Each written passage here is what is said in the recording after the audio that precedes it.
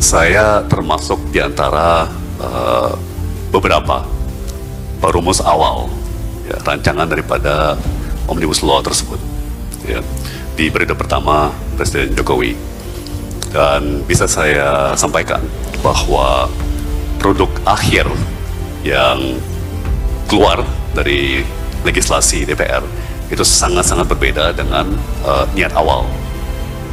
Ya, niat awal waktu kita merumuskannya di periode pertama Presiden Jokowi. Ya. CEO Kapten Timnas Amin, Tom Lembong, berencana mengevaluasi dan merevisi Undang-Undang Omnibus Law. Tom Lembong mengaku termasuk di antara beberapa perumus awal rancangan Undang-Undang Omnibus Law era Presiden Jokowi pada periode pertama. Meskipun menurutnya produksi akhir yang keluar dari legislasi DPR itu sangat berbeda dengan rumusan di periode pertama Jokowi. Ia lalu menyampaikan bahwa Anies Baswedan sudah secara terbuka menyampaikan jika diberi kewenangan menjadi presiden akan mengevaluasi Undang-Undang Omnibus Law tersebut. Kemudian perlu saya sampaikan segera ya bahwa Pak Anies sudah secara terbuka menyampaikan bahwa insya Allah saat diberi kewenangan kita akan mengevaluasi ya Omnibus Law. Saya malah lebih keras lagi sebagai co-captain yang membidangi substansi materi dan kebijakan Pak Presiden Pak Ahmad. Saya sudah mengizinkan seluruh unsur kampanye untuk menyampaikan kepada masyarakat bahwa kita akan revisi. Langsung aja, revisi. Kalau Pak Anies masih lebih hati-hati, ya kan, mau lihat kajiannya dulu, ya.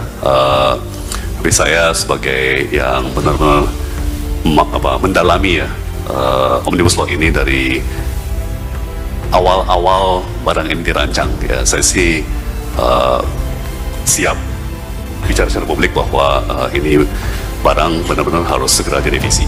Tom Lembong juga sudah mengizinkan seluruh unsur kampanye untuk menyampaikan kepada masyarakat bahwa Timnas Amin akan merevisi Undang-Undang Omnibus Law.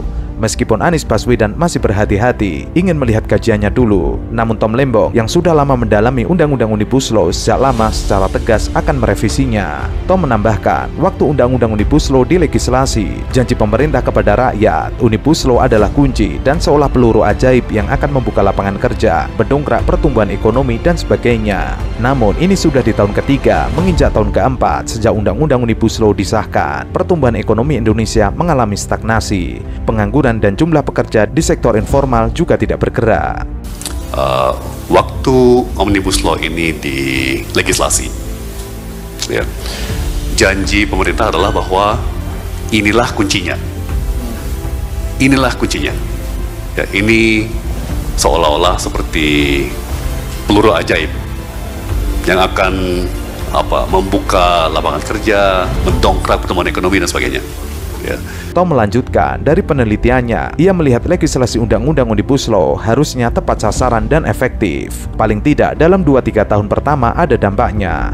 Namun, berdasarkan catatan fakta membuktikan, Undang-Undang Omnibus Law tidak ada dampaknya kepada ekonomi Indonesia. Tom mengatakan, meskipun pemerintah memberikan data ada kenaikan ekonomi nasional, tapi jika dibandingkan dengan indikator yang lain, seperti grafik penjualan sepeda motor di Indonesia, setiap tahunnya malah menunjukkan penurunan. Kita sekarang sudah di tahun ketiga, mau tahun keempat setelah Omnibus Law diratifikasi. Berapa pertumbuhan ekonomi kita sekarang? Kan sama aja, ya. Bagaimana pengangguran dan jumlah pekerja di sektor informal? 3 tahun, 4 tahun ini juga tidak bergerak. Ya. Nah, mungkin ada yang akan bilang, ya hal seperti ini kan butuh waktu. Ya, tapi sekali lagi dari penelitian saya pribadi melihat legislasi yang benar-benar reformis, yang benar-benar tepat sasaran ya, dan efektif, itu sekurang-kurangnya kelihatan ada dampaknya, dikit aja, meskipun dikit ya, harus kelihatan ada dampaknya gitu dalam 2-3 tahun pertama. Ini kalau kita lihat data dan fakta, boleh dibilang praktis nggak ada dampaknya.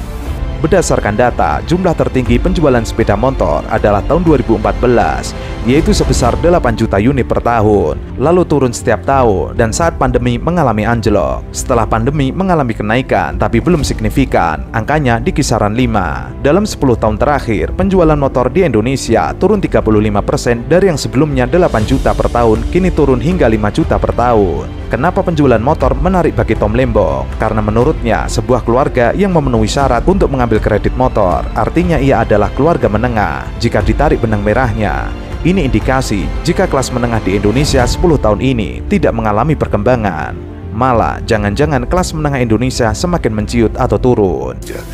Ini grafik yang menggambarkan jumlah sepeda motor yang dijual se-Indonesia setiap tahun. Nah, kalau kita lihat sejarahnya, itu ternyata jumlahnya memuncak di sekitar tahun 2014, di 7,87 juta unit per tahun, katakan 8 juta lah, kisaran 8 juta unit per tahun. Nah, setelah itu turun terus, sampai 2019. Tentunya di pandemi anjlok, pasca pandemi mulai pulih, tapi angkanya sekarang tetap di kisaran katakan 5. Dari dalam 10 tahun terakhir, jumlah sepeda motor yang dijual di Indonesia setiap tahun turun kira-kira 35%. Dari awalnya kisaran 8 juta unit per tahun, sekarang hanya 5 juta unit per tahun. Kenapa bagi saya indikator ini menarik? Seorang anggota keluarga yang memenuhi syarat-syarat untuk bisa ambil kredit motor, dan keluarga itu bisa beli motor, itu bagi saya tanda bahwa keluarga itu udah masuk kelas menengah. Nah, poin yang akan saya ilustrasikan adalah, menurut saya, data-data seperti ini menunjukkan bahwa dalam 10 tahun terakhir, kelas menengah kita nggak berkembang. Dan bahkan, jangan-jangan kelas menengah kita menciut. Tom lalu memberikan analisanya. Ia bertanya, apakah kelas menengah pindah menjadi menengah ke atas dengan berbondong-bondong membeli mobil? Tom lalu memberikan grafik data penjualan mobil di Indonesia per tahunnya. Dari data tersebut terlihat, data paling tinggi pembelian mobil adalah tahun 2013, lalu turun terus. Dalam 10 tahun ini, tidak ada pergerakan penjualan mobil. Artinya, memang kelas menengah ke atas pun mengalami stagnasi.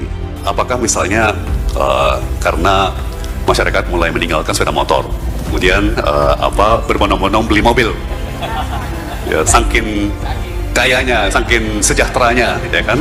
Nah, ini saya bawa grafik jumlah penjualan mobil di Indonesia per tahun. Itu juga memuncak di kira-kira tahun 2013 di kisaran 1,2 juta unit per tahun. Kemudian turun terus, tentunya. Maklum, di pandemi juga ambruk, pasca pandemi recover, pulih, tapi saat ini juga tetap di kisaran 1 juta unit per tahun, jadi turun 10% kata. Tapi 10 tahun ini nggak bergerak.